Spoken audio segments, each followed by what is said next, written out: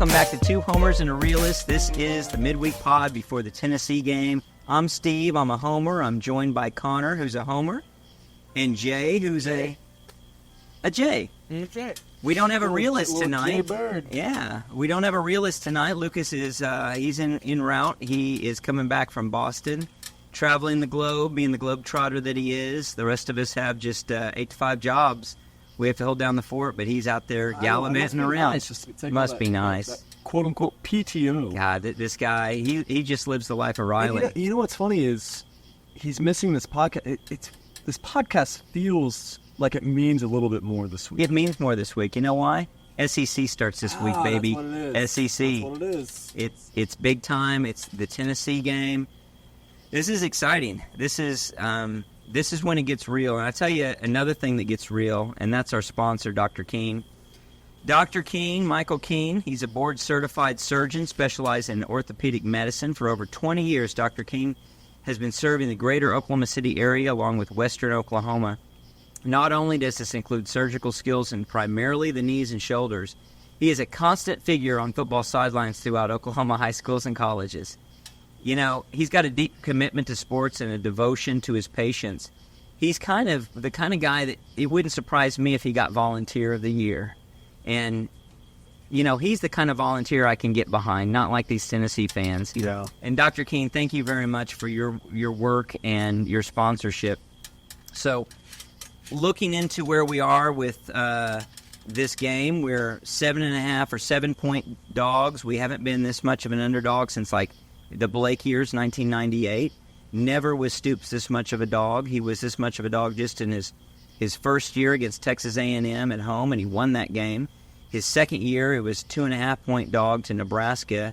It was number 1 in the nation. We won that game.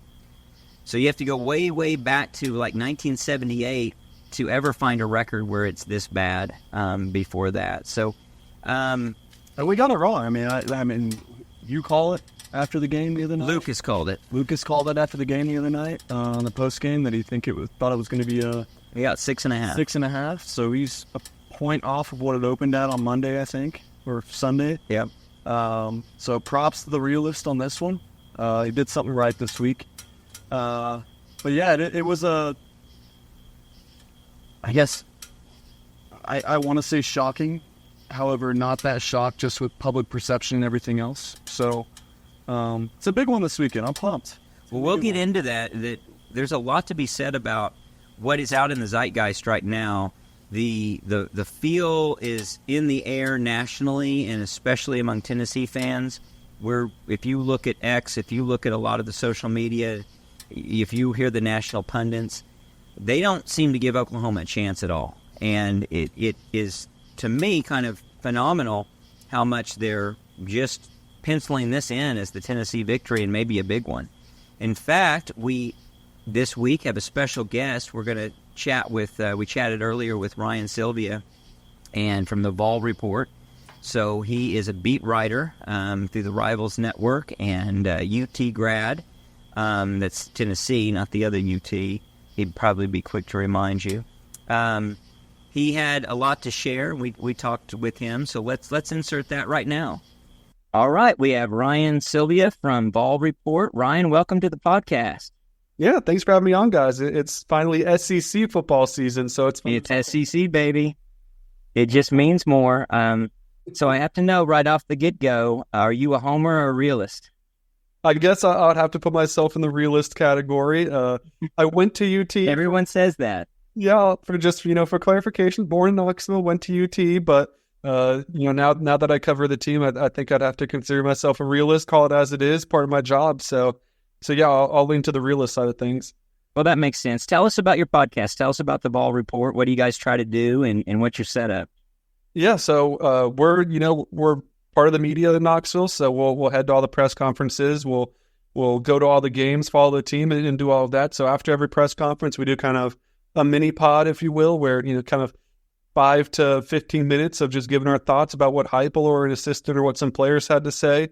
And in the games, we'll do another kind of mini pod, kind of quick reaction on the field, where we'll talk about like, hey, this part looked good, this part looked bad, and just kind of an overall recap of how things went. And then twice a week, we also like to hop on a longer form podcast, kind of recap the last week's game and preview the next week's game. So for like this week's situation, talk about Tennessee, Kent State a little bit to start, but then obviously Tennessee, Oklahoma is the big headline this week. So then transition quickly to that and talk mostly about that. And then with the Rivals Network too, we're afforded a lot of other reporters from other schools. So we'll try to get in contact with someone over there and get some thoughts from the other perspective as well. So podcasting is just a piece of a puzzle of what we do at Vol Report, though. It's mainly articles and written content as we cover the team, but then also we have a message board that's fun to use too. So I got to ask, is the message board as crazy as it is at OU? I don't know if you're familiar with OUs or everywhere else you go. Is it full of a bunch of crazies? Yeah, I mean, you have some characters in there for sure. I think ours is pretty nice most of the time, but sometimes you got some guys come out and they give their opinions, and they're not afraid to call it like it is, though, and that's kind of the fun of it is for sure. Diehard fans, and they're not afraid to give their opinions. But there's multiple Tennessee message boards out there, and Tennessee's fan base is rabid, but that's also kind of the beauty of Knoxville in the Tennessee fan base. So yeah, I mean, for sure though, there's definitely some entertainment value in it. Well, I would imagine so, and it's as much as it's fun to poke fun at guys like us who are diehard fans and probably go off the rails occasionally.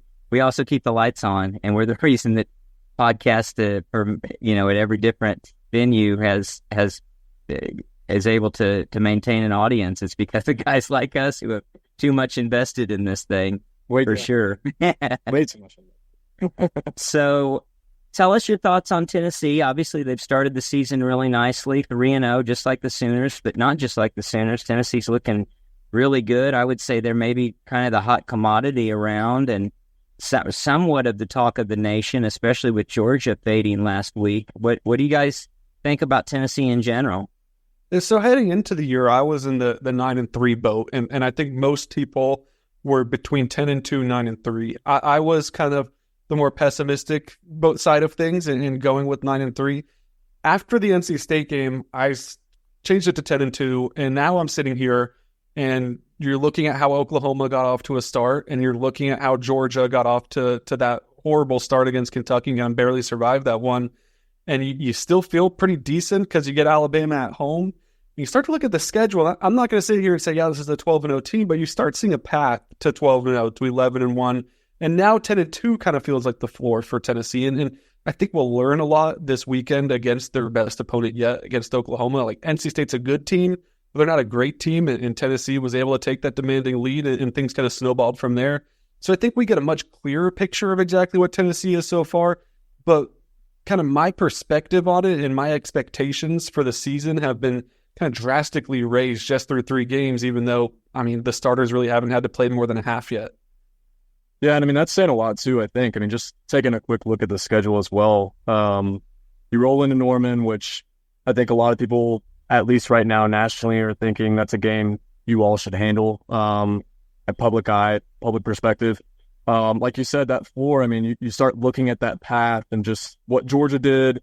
I mean, between Georgia and Bama, you guys can split those. I definitely see the path is there for sure. If 10-2 is absolutely the floor, with 12-0 being a very strong possibility, depending on what happens this weekend. So, I mean, going into Athens is not going to be easy. I do think that's like, no matter how weak Georgia looked and how kind of unimpressive that offense looked against Kentucky, going into Athens isn't going to be easy, and that's still probably a game Tennessee will lose. But also in the SEC, I think if you go 10-2, you're in the playoff. Like, if you're a 10, oh yeah, no doubt about it. Really don't have any issue getting into. That's the mark you need to get to. If you get to 10-2, you're all good. Obviously, you want to be one of those top 4 teams, which is going to mean you win the SEC championship. But even if you're not, I think you still have to feel pretty good if you're in that 5 to 8 range, and you get to host a playoff game. I mean, first of all, that's really fun to have a playoff game in your stadium. But second of all, I mean, that's a really good spot to be in going into the playoffs. So Tennessee's now in a spot too where, hey, maybe you slip up a little bit this weekend and Oklahoma gets you. Season's not over by any means. I mean, you could still have a lot of that season ahead of you and even lose another game and still be fine. So I do think that 12-team playoff has also maybe changed the perspective on a team like Tennessee this year as well. Yeah, I'm curious about your thoughts on this. The national media and pundits all feel like Tennessee's in a really good spot this weekend. Based off of social media, it seems like the Tennessee fans definitely feel like they're just going to roll into Norman, Oklahoma, and drop 50 points on us and move on to next week's game. Does it worry you at all at the level of confidence from the Tennessee fans and most of the national pundits? Well, I think Tennessee fans would think they would go into a game against Tom Brady's Patriots and would roll them. So I'll not go too much into them. And once again, that's part of the beauty of Tennessee fans is the confidence. Good for them. Passion for them. And that adds so it's a whole group of Homer. There's no realist. Yeah. That's what you're talking. If you go back to those kind of dark eras, I mean, even when the last time Tennessee played Oklahoma in those Butch Jones Jones, yeah. Jeremy Pruitt right after that, things obviously did not go well in those 3 years. So there was a period of time where there wasn't a lot of hype. But what Heupel's done has kind of brought everything back to like a big confidence level for this fan base. But this team's pretty veteran-led. Like, they've got a lot of guys that have been there for the entire Heupel era. And even a lot of the younger guys are guys that Heupel's kind of handpicked and kind of fit the mold of what the culture he's trying to build in Knoxville is. So all of the outside noise, I don't think that's really going to get to the team, and I don't think that'll be a big factor in the game if they lose. I don't think it'll be because they went into it thinking that they were going to roll Oklahoma. They have a lot of respect for this team. Tell us your thoughts on the Sooners. What do you know about Oklahoma? Have you had a chance to kind of brush up on it? And do you have any serious takes, good, bad, or indifferent? We just want to hear what your honest take is. Yeah, I try to take a look at every team Tennessee's going to play, and that obviously includes Oklahoma, with it being the first SEC game especially. And it's a team to me that you can tell there's a lot more out there for them. Like, you can tell there's a level of play that they haven't played to that they're capable of.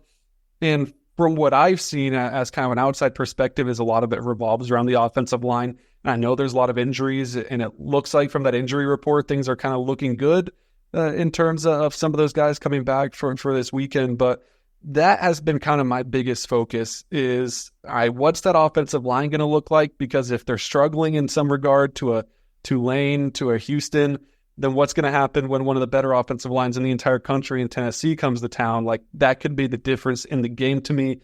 So that's kind of where my vision's been focused on the most. I know there's also been some injuries at receiver. Jaleel Farouk is a guy that, his cousin Idris Farouk is a freshman on Tennessee, so I think that was probably a game Emily had circled on the calendar, and unfortunately Jaleel's going to be held out of that one. So, and then Nick Anderson obviously hasn't been able to go yet, but I think that could be a difference maker as well against the Tennessee secondary that's pretty young and inexperienced. So for me, the main focus has been the offensive line and then just kind of in general injuries. But in terms of Jackson Arnold as well, he kind of fits that mold of what I talked about with the entire team, where I don't think he's been bad, but I think there's another level and maybe a level after that he can reach that we haven't necessarily seen yet. So you mentioned injury report, and that's something as OU fans we're not used to at all. Big 12 didn't require any sort of publication of injuries. It's always you hear who may or may not be playing on in the Tuesday press conference, and then you wonder all week, and then it gets to game day, and they're either out there or they're not. So this injury report's something that I've personally been looking forward to, just because of the amount of guys that we've had out to, like you mentioned, on the offensive line and the wide receivers. So wanted to ask you a little bit about Tennessee, just taking a look at the injury report on their side. I see Jordan Thomas as DB, John Slaughter at DB, and Shamarad Umarov, I believe, on the offensive line, all listed as out. Are any of those major losses on the Tennessee side of things, or are those more role players that are just listed because they have to be? So this is actually new for the SEC too this year. So we're still okay. All right. The first time on the Tennessee side of things, we've had to or been kind of able to look at this injury report. It's much nicer than kind of, even the first 3 weeks you're sitting there, you get there 3 hours before the game, you get the binoculars out, and you're like, all right, yeah, exactly. Not warming up and trying to piece it together, because Heupel's going to give you nothing during the week about it. But in terms of those 3 guys that are out, John Slaughter doesn't really play much. He's still a really young guy, and then Umarov as well, a young offensive lineman. So those 2 guys I don't think would have saw the field against Oklahoma anyway, unless there was further injuries. Jordan Thomas he would have been the starting nickelback for Tennessee, but he suffered a season-ending injury in fall camp. So he will be out for the whole year. And that's a tough loss, and it's one that they're still trying to kind of figure out what they want to do there. They have two guys that kind of split snaps between Christian Harrison and then a true freshman in Boo Carter. But that one is not a surprise for anyone. The biggest name on that entire list, though, because even the probable guys probably won't play against Oklahoma, Lance Hurd is the starting left tackle for Tennessee, though. Yeah. He's a former 5-star sophomore that just transferred in from LSU, and he looked really good in the first 2 games. Missed Kent State. We all kind of marked it up too. Well, it's Kent State. You don't want to, the guy's a little banged up, give him some rest. But questionable is an interesting status for Lance Hurd, and definitely want to look at going forward because, like I said, that's your starting left tackle, so that could be a big loss. Yeah, that's someone we were interested in as well because he was thinking about coming to OU as a transfer this year too. So that's one that we swung and missed on, unfortunately. So just to, for some of your fans that are going to be listening, I think it sounds like maybe a little bit of sour grapes, our injury report, and I know you touched on it. Really, our O-line has truly been decimated. Bates is technically our 4th-string center that's been playing the last 3 games because Hickman, who was a transfer, he got hurt on the 2nd drive of the opening game, and our left guard moved to center, and he tore his biceps. And our starter from last year for the last several games got hurt in the preseason. So really Bates has been 4th, and it's caused a shuffle all across the offensive line. Mm-hmm. And we really haven't figured out a good grouping yet. So for us as fans, the potential of Hickman playing center and Everett moving to guard could possibly solidify at least a serviceable offensive line, right? Because what we've been dealing with is honestly, for what we're used to, is absolutely putrid. Like, we're just all beside ourselves. I can't imagine what Jackson Arnold feels like having to go through it, or the running backs. And then again, as far as the wide receivers go, Gibson was a potential starter we lost before the season.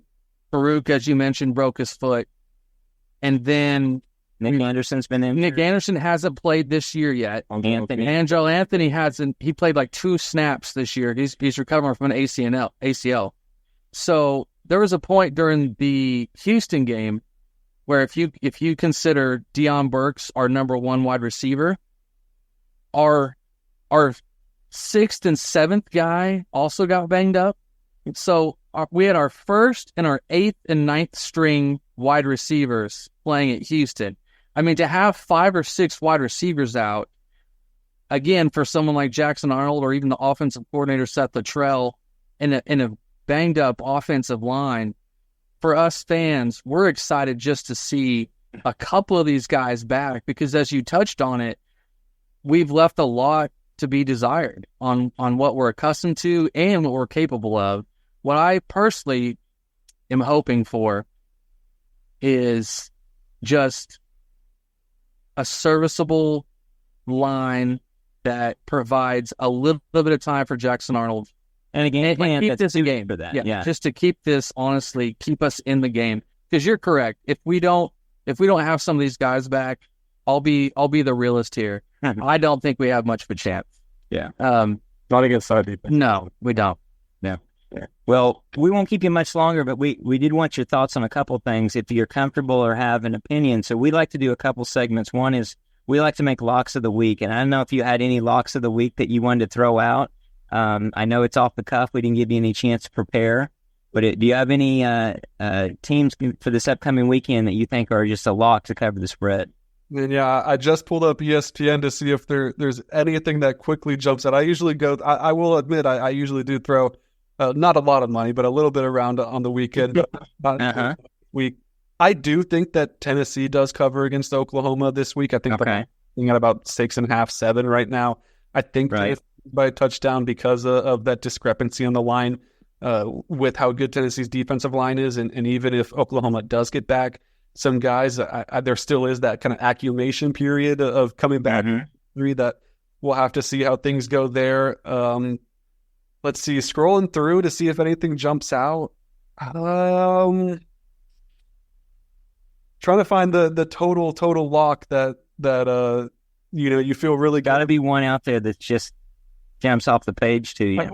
I will say, after watching Kent State last week against Tennessee, 49, I still kind of feel like Penn State covers. And Penn State looked pretty bad against a lot of points. Penn State looked pretty bad against Bowling Green in week 2, but that Kent State is worse than I think a lot of FCS schools. So that's one that I see that kind of jumps out. I'll take Virginia to cover 3.5 against Rutgers. Really like Kyron Drones. I think he's a really nice quarterback that they have over there, even though obviously they got off to a pretty rough start against Bill to open things up. And then, you know what? I'll do it too. I don't know if this is going out on a limb at all, but I'll take Florida State to get their first win in cover 3. Oh, wow. Taking them at the win outright, huh? Okay. Not necessarily covering the spread. What's the spread in that game? Florida State's favored by 2.5 in that one. Yeah. So I'll take them to win by a field goal, even though there is no reason watching their football that I should think that. It's a sad situation down in Tallahassee, that's for sure. And one last question, unless the guys have anything else to cover. Do you have a score prediction for this Saturday in the OU Tennessee game? We've already taken Tennessee as a probable lock, so what's your specific score prediction? So I actually just wrote it down today, and I am going to go lopsided on this. I think it's 41-6 Tennessee. And I know that's a big difference. I just think this defense is that good, and I think this will be a coming out party for the defense. I think it'll be James Pierce Jr.'s game where not that he's bad, but maybe he starts to put the stats together instead of just kind of the quarterback hurries. And then I think Nico plays at a good level. I don't know if this is like, here's his Heisman moment. He throws for 400 yards. I don't think that's necessarily the case because Oklahoma does have a good defense. But I think he plays at a good enough level that he protects the ball. Tennessee's able to get the run game going with Dylan Sampson in their offensive line. And by the end of the game, things start to snowball. And maybe it's a misleading score. Like, I don't think Tennessee's going to jump out to a 21-0 lead in the first quarter or anything. But I do think that this one starts to swing in Tennessee's favor. Well, I could see if that played out that way, I think there'd be a combination of our offense probably giving some points to the Tennessee defense, and then the OU defense really just getting worn out and getting to a point where they just can't stay on the field anymore. And when you're doing that against a great offense, you're in trouble. I think part of that could be field position battle too. Like if it's not a pick six to the house, you get a turnover and you're in positive territory, you're going to probably at least 3. Or even if you force a punt deep in your own territory, Squirrel White takes it inside the 50, there's maybe 3, maybe 7. So I think that could play into it too. But to me, it is an Oklahoma team that I feel like they're just kind of getting – I feel like if this is a game that's played later in the year, I think it could go a lot differently. I think it's kind of fortunate for Oklahoma, the timing of it with all the injuries and trying to kind of get things going for Jackson Arnold because a lot of the pieces aren't there around him. So I do think it's one of those situations, though, that kind of the time that this game's played, like we've seen with Tennessee and Florida in the past, where Tennessee always gets early, and it feels like Tennessee is the better team by the end of the season than Florida is, but Florida starts better. And then you look at the result, and Florida wins most of those games. I feel like it's also kind of a situation. Right. Well, I can really see that. I can not say how badly I hope you're wrong, but I also think it's an extremely fair prediction. I think it's funny. I mean, I think if you went around and took a poll of OU fans, I think you'd probably find more right now that tend to lean towards lopsided Tennessee than confidence in OU. So I definitely don't think it's crazy. I just am. I'm hopeful it's I'm hopeful it's crazy. So we'll see. But I don't think maybe there's some small stats that are interesting to you and some of your fans. This is only the 3rd time, right, that we are a home underdog. Well, we haven't been a home underdog this much since 1998. Yeah. And the only time we've been this badly a home underdog, but it was back to 1978 at least. I think the stats only go back that far. So it is a rarity that we are ever this much of a dog at home. And that goes back through the years when the Big 12 was extremely dominant, when in the Big 8, Nebraska was very good, Colorado was very good for many years, etc. So this is really saying something as a call it 7-point dog at this point. So we'll see. It'll potentially give us a lot of reason to be fired up, but it may not be enough. Being fired up may not be enough to overcome just if there's a big gap. And I will say this: I have Tennessee winning by a lot, but I am by no means like it is a 100% lock they win this football game. There is there is a possibility that Tennessee loses this game. I think that obviously I think that Tennessee's going to win because of my score prediction and because I think that they're going to cover that spread. Yeah. But there is absolutely a chance that Oklahoma can take down Tennessee this week. It's not in one of those situations where, I don't see that as a possibility. I do see that as a possibility of happening. I just think it'll go the other way. Yeah, I think it's a game with a lot of volatility. Like you are really predicting with your score and what you're saying there, that things can swing wildly and look very different at the end of the game on the margin. But it could have been a different game the way it transpired, and it could be a very different game just as it goes in terms of who actually wins and loses. So it'll be interesting to watch. Well, we appreciate you taking some time to be on the pod. Yeah, thank you so much. Really appreciate it. And stay in touch too. Let us know when you get down to Norman. It'd be good to hook up and buy you a beer or just show you around a little bit if you got a chance. So that'd be a lot of fun. But we hope you have a great trip to Norman. Be safe coming in and going out, and have a good time. Yeah, that'd be awesome. I'll be in touch, guys. Thanks for having me on. All right. Yeah, take care, Ryan. And so that was Ryan's take. So that was interesting. He had some interesting viewpoints. What stood out to you guys in what Ryan had to share? First of all, thank you, Ryan, for coming on. Really appreciate that. I think it's good to get some outside perspective, especially from a direct opponent. I said it on the whatever you want to call it, the interview or the conversation. That score is it's staggering to me. I was left a little bit speechless hearing it, and we'll get into our score predictions later to see how those shake out. But like I said, I really hope he's wrong. I think he's going to be wrong, at least to an extent. He did preface with it being a lopsided game, so I guess he's got that in sort of a hedging situation. If Tennessee is good enough to put 41 up on this team without us scoring presumably not scoring a touchdown, I assume he means 2 field goals with the score of 6. I mean, we're talking Tennessee being a runaway national contender, right? I mean, they're outperforming most teams in the nation at that point. So, regardless, some good insight. Again, really appreciate Ryan coming on. Excited to possibly see him in Norman this weekend. Hope he gets a good experience first time down. So, overall, a good insight.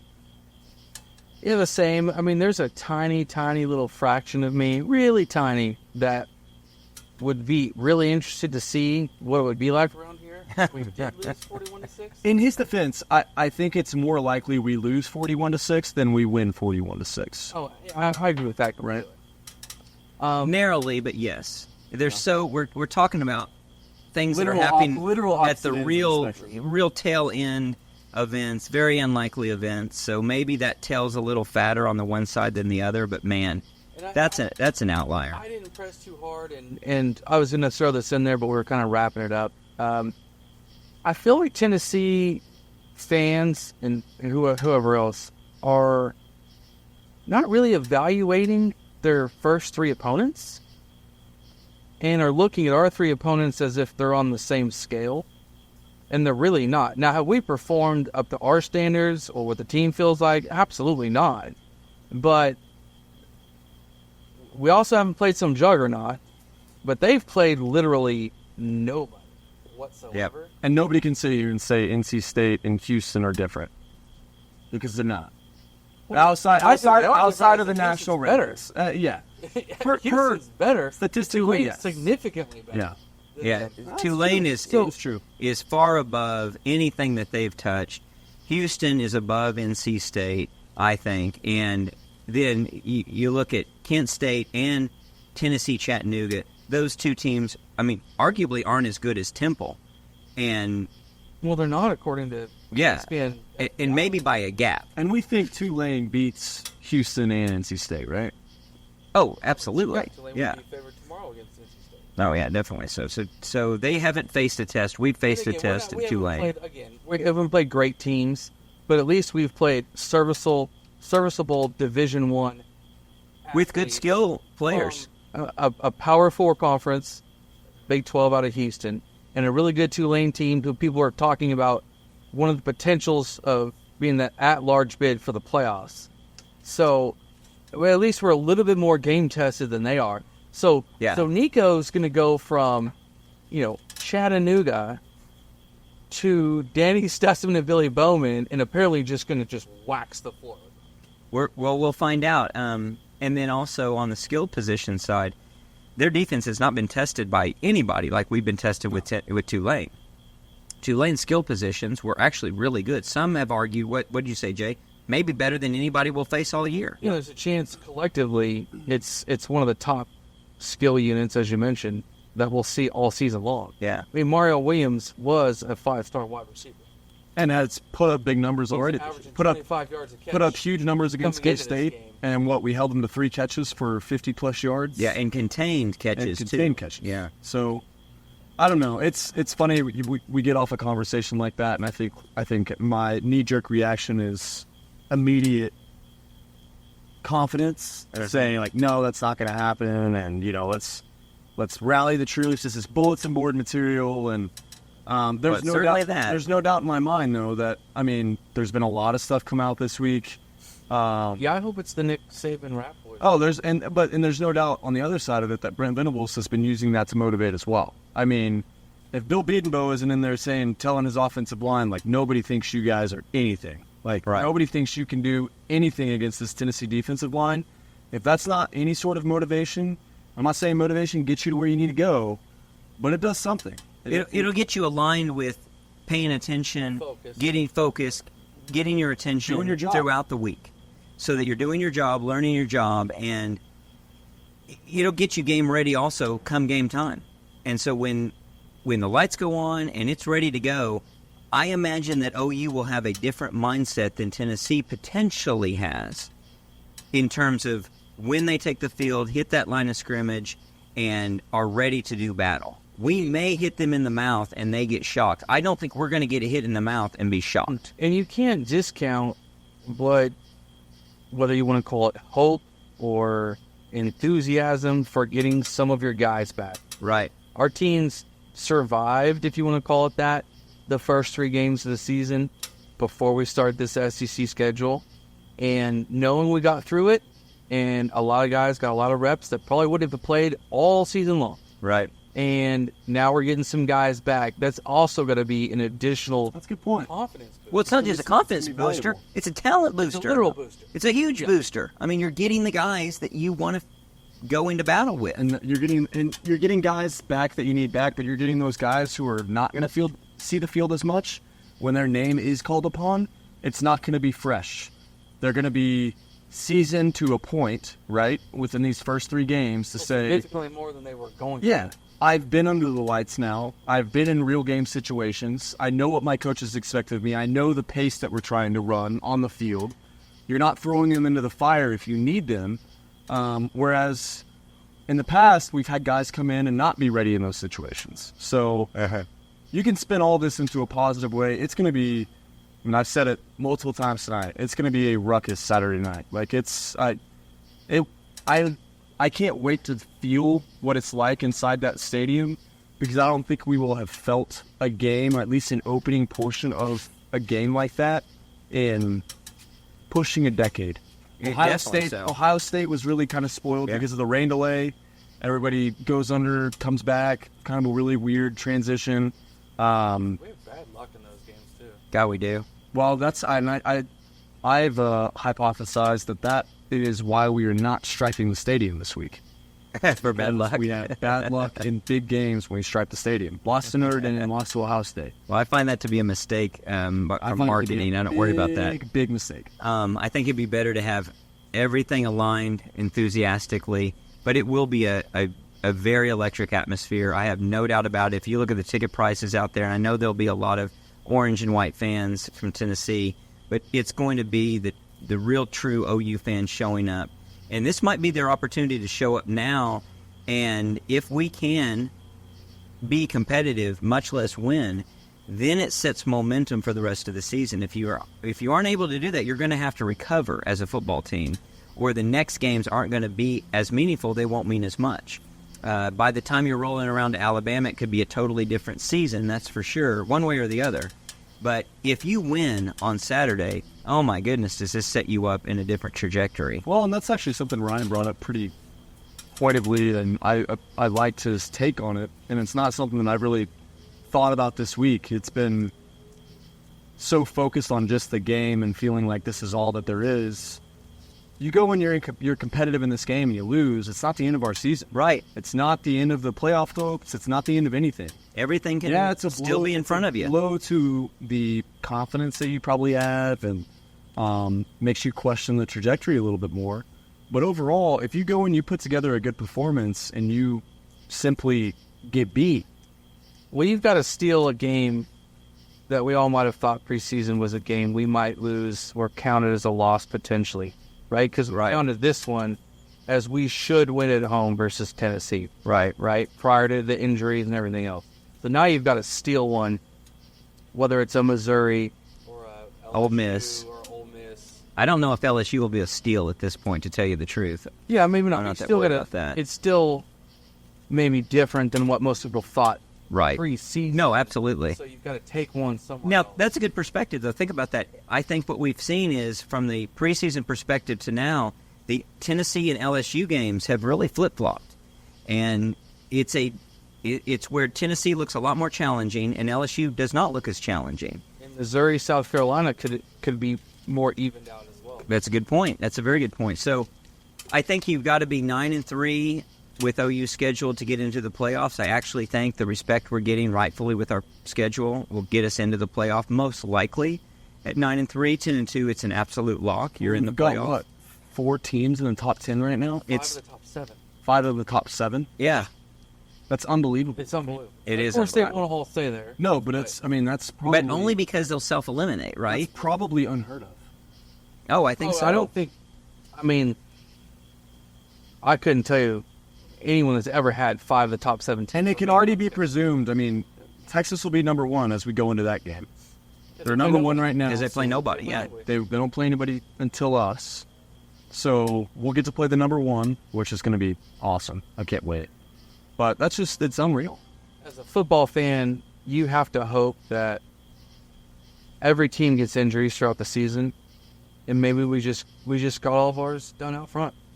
And it That's a could good hurt point. us for the Tennessee game, but then we just keep getting better and better, and other teams start losing players. It is truly possible. It is not even that unlikely.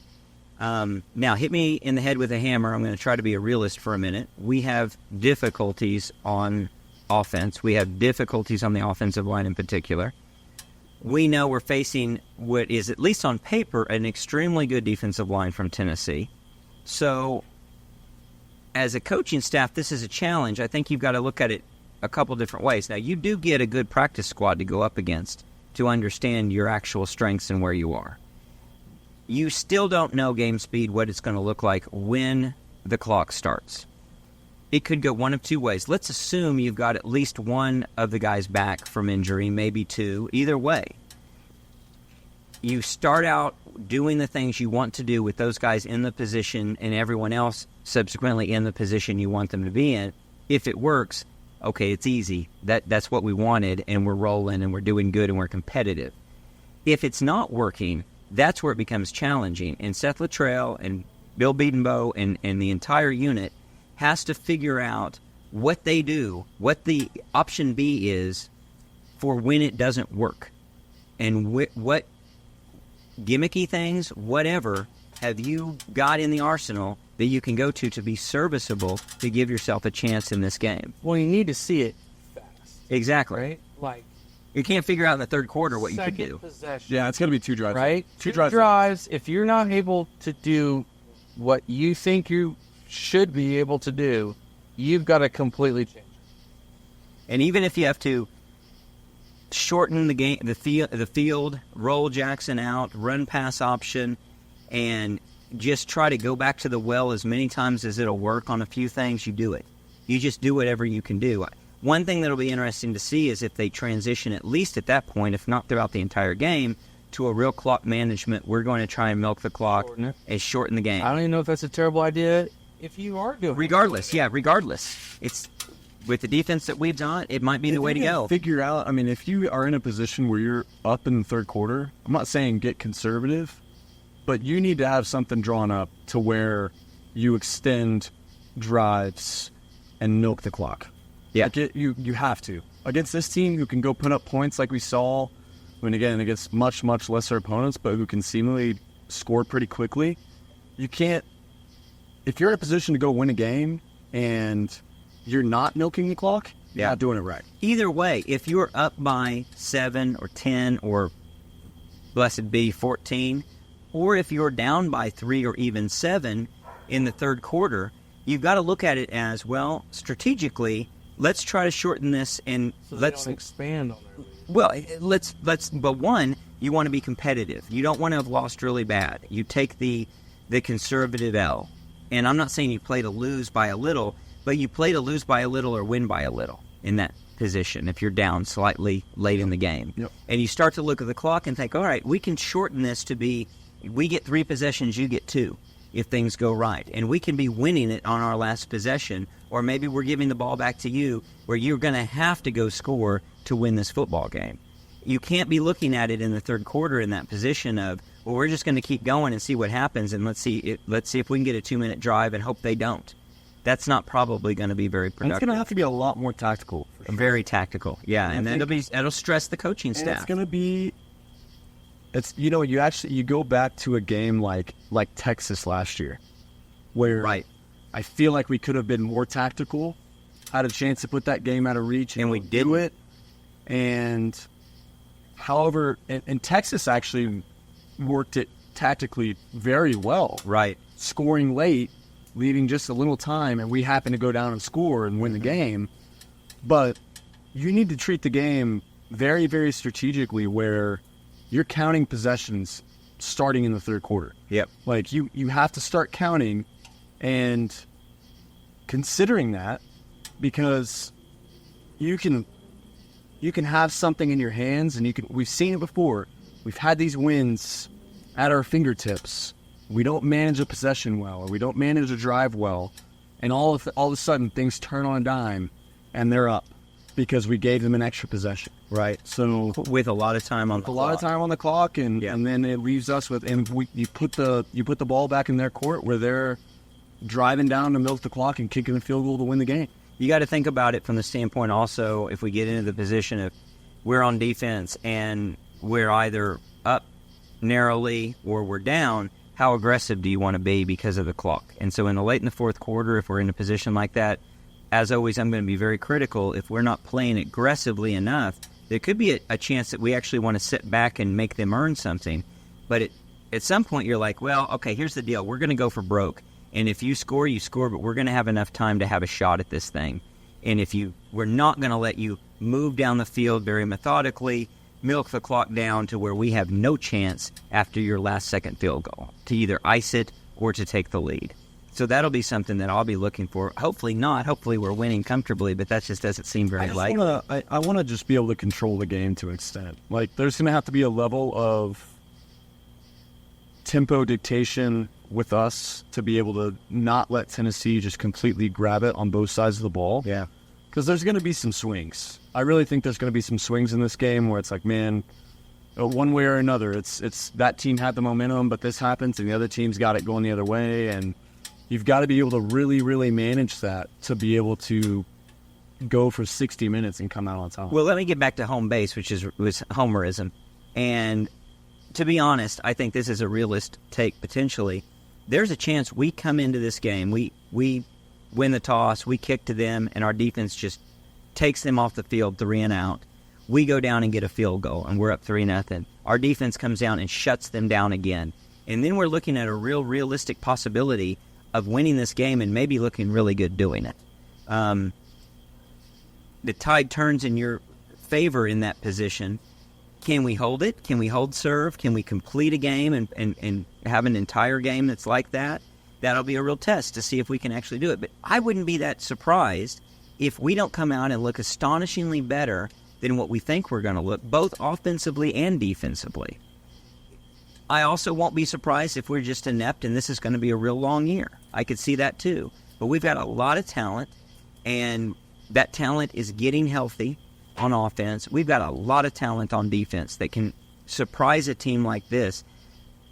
I'm not going to make a prediction that it's going to be something outlandish like it was, but this has the type of atmosphere that, except for the fact we don't have the offense, that a game like the jump around game had, where it was supposed to be a battle of two equals, and it wasn't. Or like the Iowa State game was way back when in 2000. 2004. Yeah. Or 3. They all run together. It's got, a lot of different types of games where we surprise people. Again, it's not going to go like this, but it could be like the game, was it 2001 against Texas A&M, and it was 77-0? It's 2003. 2003, yeah. And so where you're just surprising someone who's coming in thinking that they're a lot better than they are. Again, I'm not predicting that. I'm predicting something that's going to be a very big dogfight all the way down. But we can surprise to the upside in a way they can't surprise to the upside. Yeah, for sure. And you go into that and you think, game day's here. I don't know if we've mentioned that yet. Game day's here. I'm expecting a unanimous pick for Tennessee across the board, across all. Because they just picked to win, not to cover the spread. Except for the guest figure. Have we found out that is yet? No. I want Patty Gasso. Oh, that'd be good. I think that'd be the best. Trey Young would be good. He'd be my. But I would like to see the two Nick Sabans next to each other: the Nick Saban of football and the Nick Saban of softball. But I think you can expect that outside of the guest picker.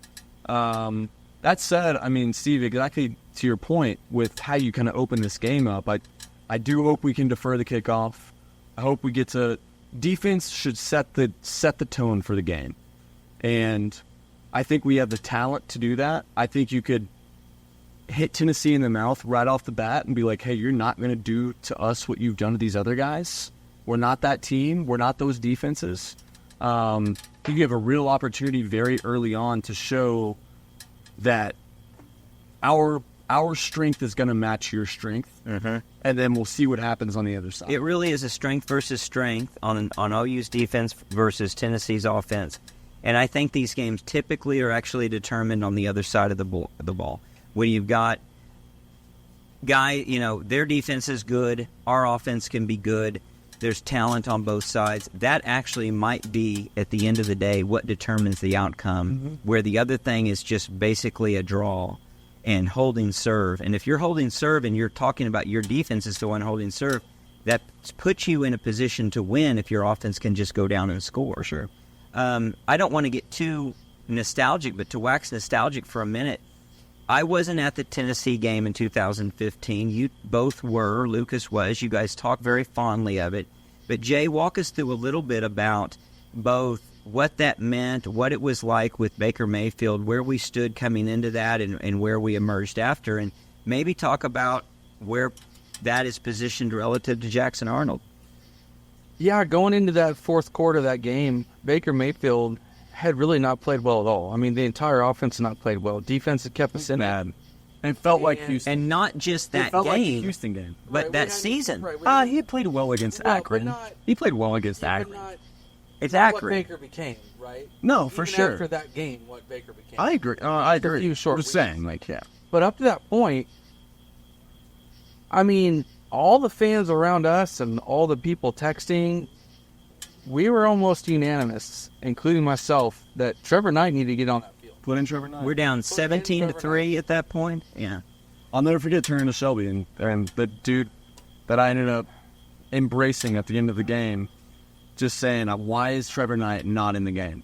And and it wasn't even. That's how bad. And it was, but that's what's crazy. It wasn't a crazy question because we looked so bad. Yeah. We looked like the offense that we saw against Houston. Yes, truly. And that was a Lincoln Riley offense that was just inept. And then what happened?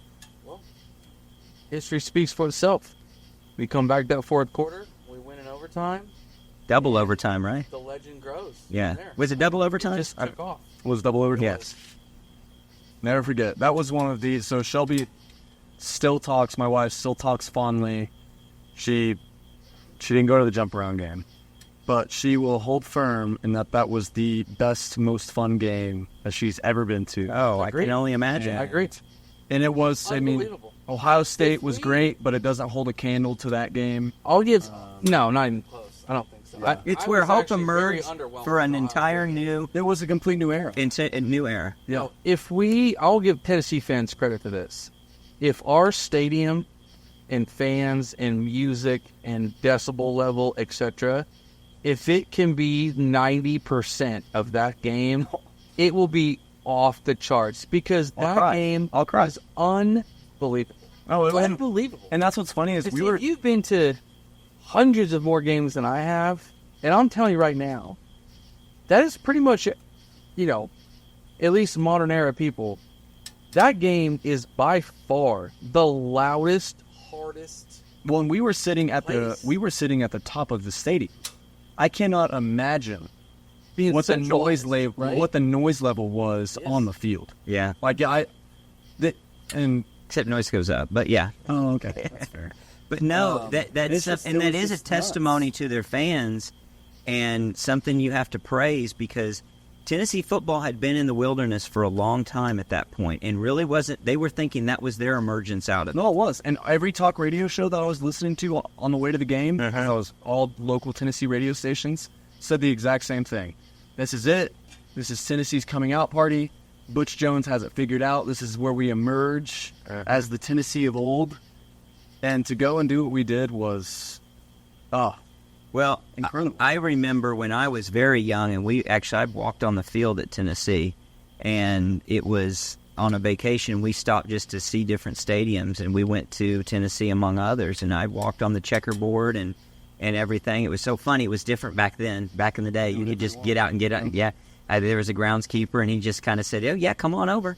And it was just really cool to walk. I remember thinking, why don't they make the checkerboard go all the way to the end line? But I understood that they needed to have some gaps so you could see who was in bounds and out of bounds. So it was really hollowed ground, and I was a student even then at a young age of the history of college football, and I knew I was walking on hollowed ground of a storied program, and that was really at the tail end of that. This is the 90s, and it had been a long time since the General, and they had really faded. Phil Fulmer came in. They obviously won a national championship. They had great years under Peyton Manning, did not win with Peyton Manning, but then, let him go inexplicably, I would say, and just faded for a long time and almost went through as bad a spell as we went through in the 90s. And that was a pivotal point in 2015 for both programs. We actually emerged the victor and actually went further along, and they stayed sort of moving sideways a bit, and now they're with Heupel. As interesting as that is with the story and how that folds back into OU, that they now have a chance to reemerge as a top 10 type of program. That's really nice to see. I like seeing a team like Tennessee reemerge and be good. I just don't want them to be that good this Saturday. Yeah, we'll see. Well, let's transition into some predictions. Let's talk about some things. And first of all, before we get into those, do you have some trivia for us, Jay? I do. Kind of snuck up on me there, Steve. Be prepared, little Boy Scout. Prepared. All right. As we mentioned, game day's here, right? Huge, big deal. Nighttime game, primetime TV, ABC. So, my trivia to you is, what was OU's first televised game, and who did they play? First televised? I would say the first televised game, I'm going to guess, was 1939 against Tennessee, where they got beat 17-0. Okay. I don't even have a guess. No guess at all? I concur with Steve. All right. 8 correct. I'm just guessing because of that, and I don't even remember it's 39. So, November 8th, 1952, Okay, wow. Against Notre Dame. Wow. Very good trivia question. I wouldn't have had any idea either. So, Connor, if I fact had check me on that it was 1939 that our first ball game was against Tennessee. I'm going to look it up and see if I can verify that. We got beat 0-17. I'm pretty certain about that. 1939. It was our first ball game in the Orange Bowl. It is a legendary game for just how absolutely brutal it was. There were multiple fights. There were arrests. I think there literally were arrests because of the fights that broke out.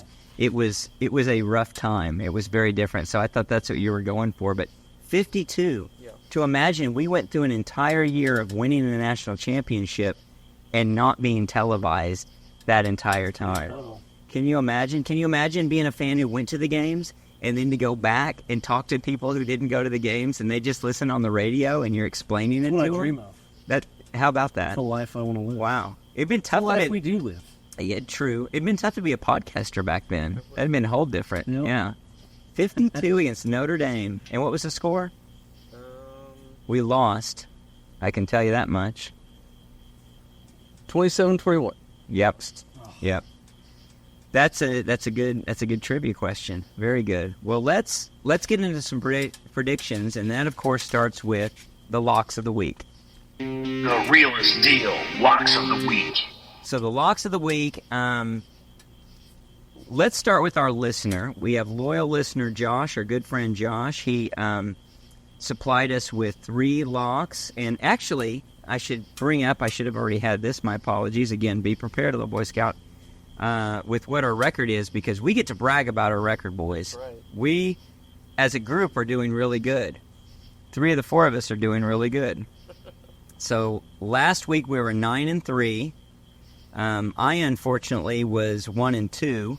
Connor was 2-1. Lucas and Jay were 3-0. The listener was 1-2. So far for the season, as a group, we're making money. We're 20-16, 56%. The listeners 5-4, also 54%. So let's see if we can not just match but exceed the listener this week. We'll see if we can beat Josh. So Josh has some interesting ones. I tell you what, I think he did some good research because I like these picks. He's got Florida giving 6 against Mississippi State. He's got Minnesota getting 2.5 against the mighty Iowa Hawkeyes. And then he's got a real sleeper here, Bowling Green getting 23 points against the Texas A&M Fighting Aggies. That's on that Bowling Green performance against Penn State, it sounds like. So that game is at Kyle Field. I am interested in the outcome there. That's going to be interesting. Well, let me give you mine. Then we'll roll into you guys, and we got Lucas's from remote. I've got Kansas State giving 6.5 to BYU. I've got Michigan getting 6 against USC. I don't think a lot of Michigan. I flat out do not think Michigan's very good. I think that USC is also a bit overrated, and they're rolling into the big house. That's going to be a challenging game for them. Hope you're right. And then I've got a little team called Oklahoma. They're getting 7.5 against Tennessee. Like it. And I did find on FanDuel 7.5 points. And so I'm sorry, Ryan from Ball Report.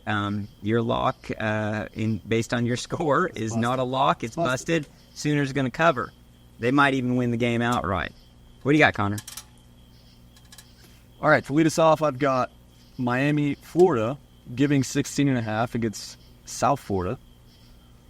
Next, I have Kansas State giving 7.5. 6.5.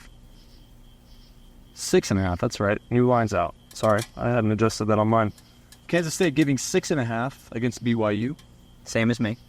And lastly, I have Oklahoma getting 7.5 Against Tennessee. And like It's free money. I might just pick them outright.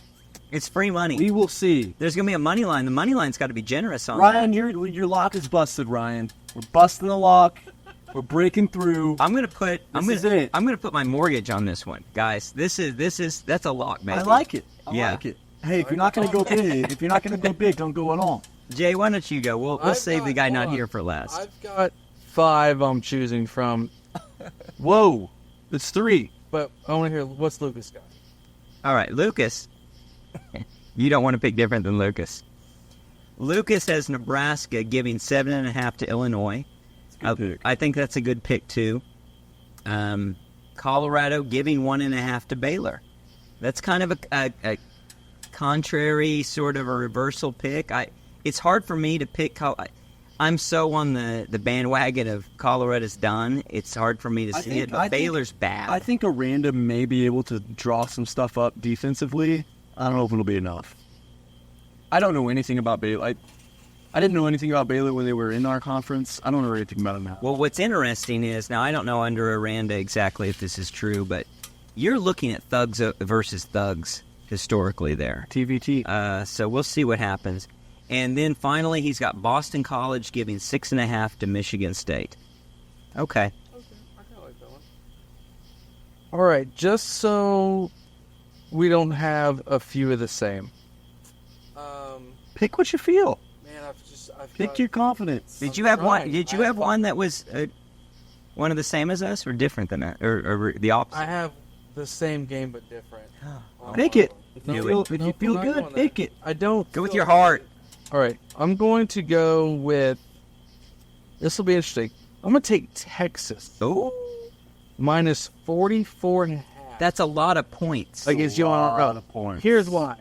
I don't know that UL Monroe scores, and I think they're going to want to pump the stats with Archman. So is he first starter? Yeah, is he going to start? I'm almost positive he started. Really? I haven't seen that, but I would be shocked if he's not the starter. I heard it wasn't a big injury, though, to Ewers. Yeah, but you don't bring it back. You don't bring back Ewers for UL Monroe. You just don't. True. So I think they're just gonna want to blow that up as much as they Fair. can. This line has moved up and down, back and forth, side to side. Oklahoma State? Yes. Yep. Last I looked, 15 minutes ago, Utah was now +2 on ESPN. I showed it. They're back to plus They're two. back to +2. It is unbelievable how it has literally Yes. flipped between basically 2.5 to 2, both sides. Now, the only thing that worries me, and because we're potting, I couldn't check this. Did they announce that, Camp Rising's out? I didn't see anything. That's my only concern with that. Is it has flipped in the last 4 hours. Yeah, because it was the other way. Yeah. But I'll take Utah +2 all day long. Utah +2 against Oklahoma State. That's actually up to 2.5 now. On Half in the last 20 minutes? It's up a half a point? We're giving it to you. Someone had to get. Kim Rising has to not play. I don't know. That's wild. That's wild. They don't release injury reports in the But that's Little moving 12. really fast. Well, it's moved twice 2 points back and forth. 2 points in a couple hours is a huge amount of money. Well, and it's moved that way. It's only Yes. Wednesday. College Football Report reported 2 days ago that Cam Rising will play against Oklahoma State this weekend. It opened with them the favor. It flipped to them to be the dog. It went back to them being favored, and now it's flipped It's back to actually the dog. it's blowing up. Is this line move just telling me Cam Rising has a real chance to be out on Saturday, or is there some actual information out there now that all of a sudden people are losing their mind because of this? Is it two versions of smart money and they've Yeah, opposite that's opinions? Oh, well, that'll be fun either way. Well, it'd be fun if you were playing it both ways and you could middle the bet, because you could middle the hell out of this bet. Because they never ship that much. No, and not twice. You could have got both teams. You never see one move You could have twice. got both teams for 2.5 points. Yes. Oh my God. Everyone thinks it's because Cam's not playing. Wow. Man, Okay. That worries me. There seems to be some inside. Well, hedge it. I'm going to recommend that you hedge it. If we get to Friday or Saturday morning and it's clear what's going to happen, then You know get to what? hedge it the I other still way. like 2 other games. I'm just going to drop Utah. I'm dropping. You're dropping it? Dropping it. Don't drop This it. is unprecedented. Oklahoma State can lose. Don't worry it. What- I don't like it. I don't like it. Yeah, he wants to do. He wants to drop it. You know that. You know what that means. Utah's going to win by 3 by 30. touchdowns. Yeah. All right, I'm going to go Arkansas -3 at Auburn. I like that. I do like that. I do And- too. And then this next one. God, Arkansas can break your heart, though. I saw this line, and I was very unsure because I think they're a good football team. And I think they've proved they're a good football team. Tulane -3 at Louisiana Lafayette. I don't know why you're on the fence on that line.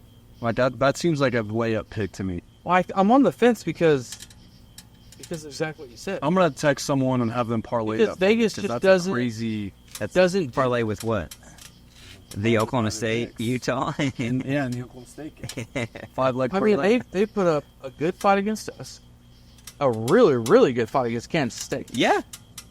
and they're just going to go only be a 3-point favorite against the Raging I'm Cajuns? assuming they're away in that game. They are, but that's still their home I state. know it's still ULM. It doesn't make doesn't make sense. sense. They're not going Or to sorry, Lafayette, not ULM. So I don't know, but there we go. Well, I'm kind of mystified by that. There's some weird lines right now. The Oklahoma State one's fun. That's a lot of fun. This is an incredible swing. it could only be a quarterback. It could only be Cam Rising. There's It has to nobody be a else, quarterback, nothing right. else it could be. Or Ollie And they- got arrested again. And they are. I don't think that Ollie Gordon's that material. Well, no, and Cam Rising is that material. Yeah. That's on the other side. Like Cam Rising is that off. Is there a more disappointing player right now in college football than Ollie Gordon?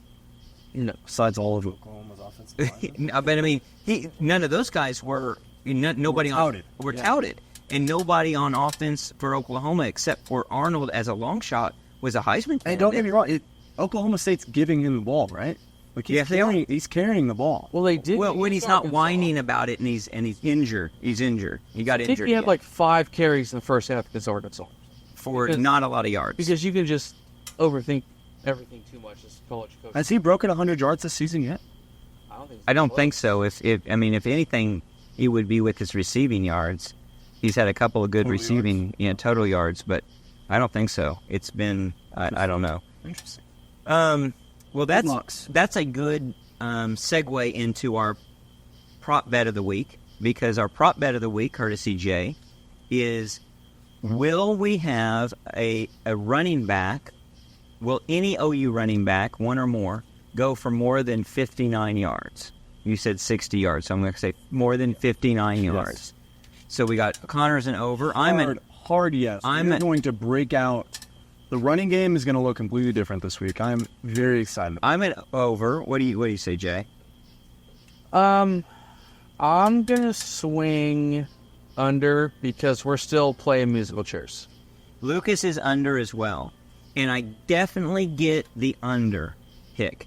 I understand what's happening there because didn't put rushing yards because Right. I do think Arnold will be over 60. right, myself. right, yeah, I can see that for sure, and I understand with our struggles and what you've seen statistically. But think about it this way: it takes one breakaway run, one just stupid run, a run that shouldn't happen, and a guy can get 60 plus. Or he could get 40, and then he gets one more run or two more runs and he gets there. So it's one of those that's really interesting. You could be with the under.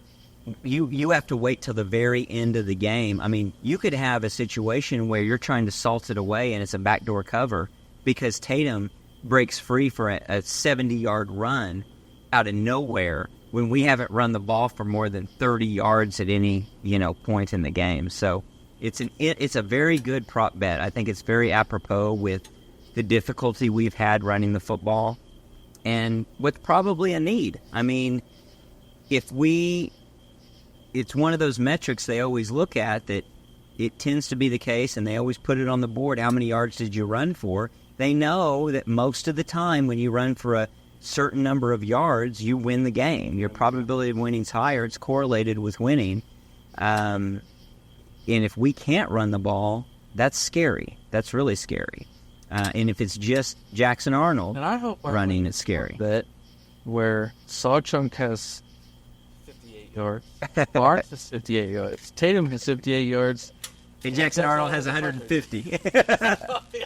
I would take that. I would definitely take that. Absolutely. Well, let's get into score predictions. So obviously Ryan, our guest, has had his say with 6-41. Ryan. Let's run through the group, and let's start with Lucas, who's remote. He's traveling. He's in the air right now, traveling. I mean, He's lucky he's in the air. he's sitting there sipping champagne, enjoying first class the way he does, probably yucking it up with some Hollywood movie starlet, The guy, he has a final score in the game, OU 20, Tennessee 34. The son of a bitch thinks we're going to basically they're going to double up on the line. There's no realism in that, if you ask me. Burn, Lucas. Yeah. Don't crash. Don't crash. I hope he chokes on that champagne. Choke You on know the what? champagne in front of the hot Yeah. Hollywood movie star. Yeah, Make a fool of yourself. exactly. I don't appreciate it. What do you got, Connor? I have Oklahoma 34, Tennessee 31. 31. I thought you had 21. 31. 31. 3-point victory. Okay. I think it is and again, 31 points it looks like a lot of points on the board. I think against this team, I think our defense has a really good game. And kind of like what we talked about earlier, I think it's going to come down to late game management. I don't think we have to kick a field goal to win the game. I'm not predicting that drama. But I do think we are going to have to figure out how to get a couple of stops and go and close out a game on the offensive side of the ball. And narrow margin of victory, but a victory nonetheless. Jay, what do you got? OU 31, Tennessee 30. Nice. I think I started off, just to be completely honest with you, even after playing better against Tulane, just not feeling like we can win this game. The uber amount of confidence from their fan base on social media and even national pundits. I mean, Yes, it's changed my mood. what is Paul Feinbaum saying? What are those guys saying? Yeah, what did Paul Feinbaum say? I haven't listened to it. I haven't either. But He was on Scoops, right? He was on Scoops. Oh, was he? So, yeah, he was on Scoops. So just to be honest with you, cast. most of the time when it's that lopsided, they're wrong. The majority is wrong. It seems when it's this crazy. I mean, Tennessee fans, they really do. I wouldn't be surprised if there's not Tennessee fans out there picking it 60 to nothing. I mean, that's how stupid they sound right now. On Twitter and social media. There's some arrogance coming through for sure in some fans. And it's kind of the arrogance we've seen on the OU side in other years when we've been riding high and then we get slapped by reality. This feels like a lot of Texas teams to me, Yeah. right? There's just, OU's not been playing that great. Oh, Texas has played so good so far, and their fans are just buying up all the tickets they can, and dumb OU fans are selling their tickets because they think we can't win anything at all. And it's just, we come out and smack them right in the face, right? Could happen. I think that's how this game feels. You did pick the most narrow margin of victory possible. Yeah, I think it's going to be a tight game. We haven't shown that we can do anything other than that. Now, That's fair. the other part of my optimism, it is small optimism, is getting to see this report. Because I honestly hadn't settled on a score until I saw our injury report. Yeah, we haven't talked about that. Let's get to Steve Pick first, and let's get into the injury report. Let's do, because that injury report is going to show how that's cute. Both of you guys have really nice, cute picks, but they're wrong. We're not going to go to overtime. Both of you rely on us getting to overtime. And that would actually, no, to be serious, I think that those scores make a lot more sense if you look at an overtime situation where it could be a defensive battle and all of a sudden you get some points to elevate it. We're not going to. We're going to win 24-20. The Sooners are going to actually be ahead comfortably. We're going to have a narrow, kind of scary, they score late, we hold them to a field goal, and they try an onside kick. We recover, and the crowd goes wild. It's going to be fantastic. 24-20, the Sooners are victorious. I like the low score. That is low. That's maybe the lowest score I picked for an OU game in a long time, boys. Ever on this A long time, yes. So let's talk about the injury report. Yeah. So again, we talked a little bit about it with Ryan, and something new for all of us this year. I guess I didn't realize until he mentioned it that it's new for everybody in the SEC. So this is new in the SEC in general. But kind of like I mentioned on that conversation, we're used to getting a very high level, if any, update in the Tuesday press conference from Brent. Cryptic. Speculation along the lines of anybody who's seen practice that week and who's been practicing or who's been in pads and suited out. It's to the point that I'm surprised when they do the starting lineup and they announce it on the big jumbotron, whatever, that they don't say or. Right. And even to the point where we've seen, for example, Danny Stutzman last year in Bedlam, fully suited up, goes through full warm-up, doesn't play a snap. So Dylan Gabriel against Texas. All of this kind of, Anderson this past weekend in Tulane. Yeah. smoke and mirrors stuff that we've been dealing with. And there'll still be some of that with this injury report. I mean, they're going to divulge and not divulge as much as they can. But real quick on some of the key guys on the OU side of the ball, you have some of the obvious guys who are out, Gibson, Farouk. It is worth mentioning Gentry is still out.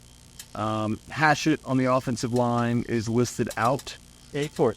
He's done. He's done. Vassan McCullough, who some thought might have a chance this week, is listed as doubtful. Cade McIntyre, our third-string tight end, listed as questionable. Branson Hickman started off the year at center. Probably our starting center at this point, listed as questionable. That would be a big one to get back, so we'll monitor that over the next couple days. So with this injury report, you're required to update it Thursday and Friday as well. Jake Taylor, not sure what happened to him, but he's listed as questionable. Nick Anderson, big one, probable. Andrew Anthony, big one, probable. Kendall Dolby, don't even know what happened to him during the Houston game. I think it might have been concussion. Or before the Houston game. Or something that happened. Probable. Oh, yeah, before the Tulane game, I meant. Yeah. And big one to know here, who we've been waiting on, who we've been hoping for, Troy Everett, probable. So, Jay, you mentioned it before the pod. You've made a couple of good points tonight. If there's a way that we can find Troy Everett and Branson Hickman on the field on Saturday, it completely changes the makeup of the offensive line that we've seen thus far. Not to mention teams have been able to bracket Deion Burks up to this point, and the young kids have tried their best to had their moments, create separation and make plays. But, they're not a Nick Anderson. They're not an Andrel Anthony. So, I mean, it could be massive for our offense. And really quite the shell shock for a Tennessee team that's probably looked at tape that's like... Exactly. Yeah. Especially from the standpoint of if you're a young defensive back, you're a player, it's hard to appreciate what you don't know. And we talk about this because we're so intimately knowledgeable about the OU team. And those guys put Brendan Thompson back doing what he does. Right. In the slot, yeah. And that just puts him in go balls. Right. So if you are a defensive back for Tennessee, it's one thing for you to say, as a coach, to say, hey, you need to look out for this receiver. He's really good. You don't have any tape on that guy except from last year. It's not going to be something you prepare for in the same way. You're going to be focused on Seth Littrell. It sets up for a situation that potentially could be so advantageous for OU by happenstance. Not like you design it, but it could still work out really nicely. And that is if you've got a new offensive coordinator, and so you're going to focus on that offensive coordinator's tape. You're not going to look back at prior years that much. And you don't have a lot of tape on the guys who might be actually on the field. And those guys that might actually be on the field are the more talented players in many different positions. It's going to be hard for them to reconcile and understand what they're up against and take seriously what they're up against. So it may be something that really just shocks them in terms of our ability to stretch the field vertically. It doesn't have to work out that way, especially if the offensive line can't hold, but it certainly has that potential. I mean, these are players that Jackson got thousands of reps with, right? All through the summer, all through the fall. And just not just from a talent standpoint or their previous production, but where to go, how quickly to get to that spot. Is he going to catch it? Blocking on the perimeter, right? How many... Right. We haven't really dived into this too far, but how many run plays should have gone further this year than they did? If you had a Nick Anderson blocking for you out there, if you had a Deion Burks who's not the focus, like Right. how many one-on-ones with linebackers does he get? How many one-on-ones with safeties does he get now? Right. Well, that's what I hope. I hope this unlocks Dion to a massive extent because, like you said, focus does have to shift. If it's not going to unlock Dion, it's going to unlock someone else. But I want to see Deion Burks running down the freaking field, getting behind his safety, and us hitting him on a long ball. Actually, what I think you might see is a Deion Burks coming across a deep middle that's wide open. And we just eat their lunch on that, where we've stretched the field and everything else is working both in the intermediate and the deep, at least to distract and pull those defenders away. And that opens up the middle of the field where he can do his work, where we know he's lethal. And I do think there's a chance we've played a little bit of possum. Oh, I don't think there's any doubt. Because there's no reason. The line has protected a lot of times well enough to throw something down the field. And we really haven't hardly thrown any passes down the field. Well, I mean, no, and we There's no know reason not to. Brandon we know Thompson- Jackson can do it. Yes. Well, not just that, but Brandon Thompson can run past every single Tulane, Houston, and Temple defender there is. And yet we didn't do it. We haven't done. So, I sure hope so. I Yeah. sure hope it's a thing of possum, which I truly believe that it is. I think there's reason to believe that that at least is the game plan. It doesn't have to work, but that can be the game plan. Now, the game plan can blow up, and they can have a great defensive performance, and you never get to try to do the thing you're trying to do. But I would imagine that is exactly what they're going to try to But do. we haven't even done it just to scare people. No. You don't even have to complete it, right? Sometimes you just do it just to do it. But I think this is the game where you do it just to do it.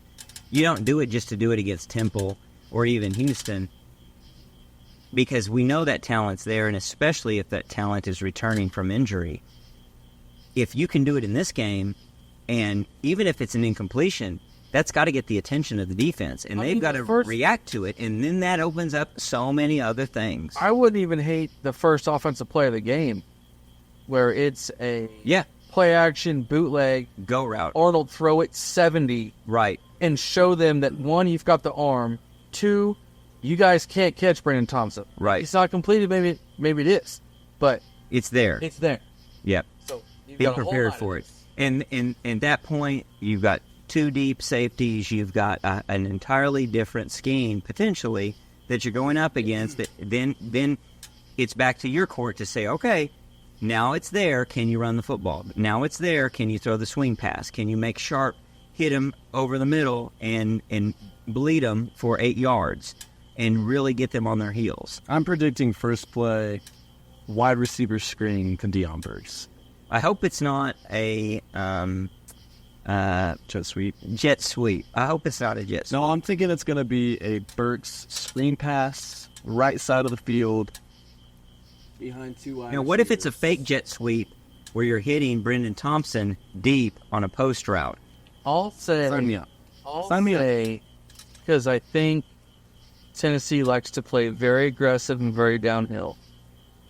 I'm going to say it is a RPO, unfortunately, with two tight ends. I think our first thing is like a 28-yard pot pass to Sharp over the middle. 28 yards. I like it. I like it, and I like the Sharp Like it. idea. This could be a game, The backers are going to go because we're going to want to, quote, establish the run, right? and we're going to Pop it over there. We're in plus territory right there. Well, it really could be, if you look at we had that for a touchdown, and we had that for a must-have first down against Tulane. it's the kind of deceptive thing, and It's not a first play of the game call, is what I like. right, yeah, it's very They're gonna look for that for sure, right. but not the first play. Yeah, I think you're right. Because who did that too? Also, Georgia. Yes, We that's did right. 2 in a row. That's right. To Dimitri Flies. Well, I love the play, and I love the strategy in general, that you're looking at it from the standpoint of where are my strengths, where are my weaknesses, how do I avoid those weaknesses? And it's quick. It gets it out of play very quickly. You don't want to start where you're laying down for a 7-yard sack. You don't want to be in a position where you have to make decisions, but you want to get their offense or the defense off balance very quickly. If you can just start the game with a field goal in a game like this, that's a very big advantage to start the game. Again, if you can either get the ball first and get a field goal, or you can get the ball second and you've stopped them and you get down and you're up 3-0 and give them the ball back to them, that's what this football is all about. That it's not the old days, and it's not against a rinky-dink type of opponent where you're saying where we're going to score A or we're going to score B. It's just going to matter of which one. No, we're going to have to figure out how exactly we're going to go down the field. It's going to take strategy. This is going to be a real game where we test our mettle. It's going to test Seth Luttrell. It's going to test our defense. It's going to be a fun game. It's really going to be a very interesting game. I'm very excited. Well, anything else to cover before we sign off? We've covered a lot of territory. We're going to come back. We're going to be full post-game. It's going to be a late game, so it's going to be a late pod. That's going to be fun. We're going to be celebrating a victory, hopefully. At the very least, hopefully celebrating the fact that we played really well. It'd be nice to get the victory, obviously. I hate moral victories, but there's a chance that you have a moral victory and you look really good doing it, and you're still in the hunt for everything. It's not like the old days where one loss like this really sets you behind and in a way that you need so much help. The season's in front of us one way or another as long as we look competitive. Go perform well. We just have to perform well. And if we perform well enough, we're going to win the game. Until then, Boomer. Sooner.